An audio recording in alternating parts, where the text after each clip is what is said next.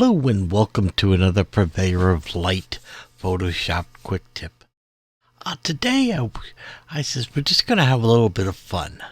We all get drawn up in the long tutorials and tedious things. I said, let's just have some fun today. And so I came up with this concept that I call Genie in the Bottle. Or more accurately, Genie in a light bulb. So I picked a couple images and I says, let's go ahead and create something today.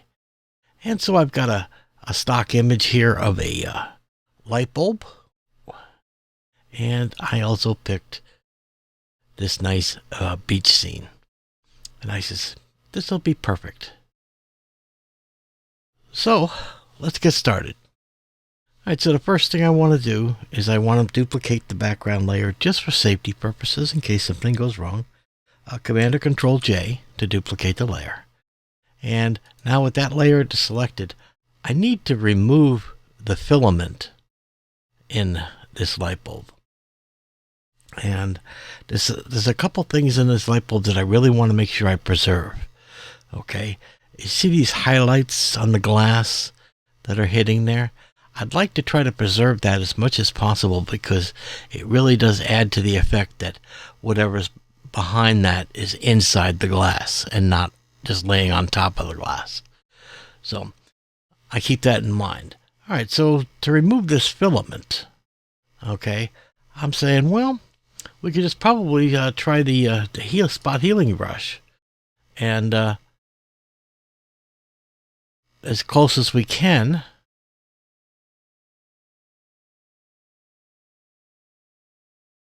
we'll try to stay on the filament, and I'm going to try to be greedy here and lazy as they were, try to get this in one shot. May not work, we'll see. And let go, and Photoshop will do some calculations, and hey, Photoshop did a pretty good job. Okay, I'm liking that. Alright, so the only thing I don't like is a little bit of shadow here, so I'm just going to come in and remove that. And I don't like this layer there, so I'm going to do it one more time. And I'm saying, okay, that looks pretty good to me. All right, so now we have removed the filament. So the next step is to bring in our other image and place it in. So bringing the other image up using the Move tool, I will then click on the image and click and drag down and drop into my image.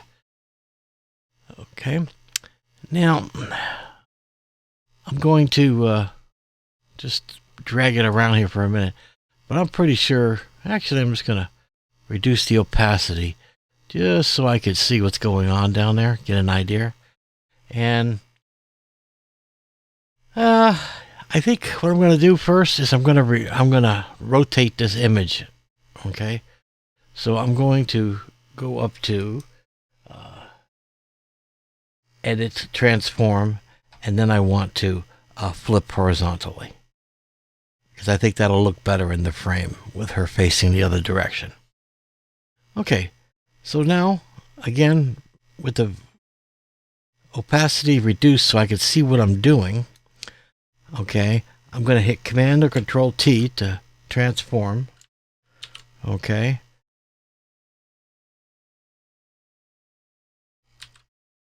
And now I'm going to bring this image in and dragging and positioning until she fits within the light bulb the way I like. And I'm thinking that looks pretty good there. So I'll hit Enter to commit those changes. And so now we're looking pretty good. And now all we need to do is remove a lot of the image that we don't want. We only want her image inside the light bulb. So in order to do that, we're going to put a layer mask. So we'll come down here and put a layer mask on this layer. And now painting with black. Okay, so make sure you're on black on your colors. And select a very soft paintbrush, okay, all the way soft on your hardness, okay, So that helps blending. And then we're just going to take a very big brush and we're just going to actually just paint away. Okay, we're going to paint away the image that we don't want. I mean, how easy is this, right? You don't have to be super accurate. I mean, I'm just taking general strokes here. You can always just come in and do some final touch-ups. And if you make a mistake, don't worry about it. Just switch to white and then go over the area. Okay? So if I switch to white and then I re-go, I can bring back what I messed up on. Okay? So nothing to worry about. So here we go. And I'm going to make my brush a little smaller here. And I'm going to come in on the contour of the light bulb. And again, because we're blending, we're not really going to be worried about being too accurate. Okay, this is about artistic. And I see I made a mistake there. So I reverse my colors and bring back what I messed up on. And then hit X to reverse my colors again. And I can just come in and do this just to be a little more subtle. Okay. Now that's looking pretty good right there. All right. So now I'm going to go ahead and bring back the full opacity, because remember we only made it translucent because we had it. So that's how we look in there. And now we can really do any changes we want. You know, like where we feel we didn't do a good enough job. Okay, and we can just come in and do some fine touches.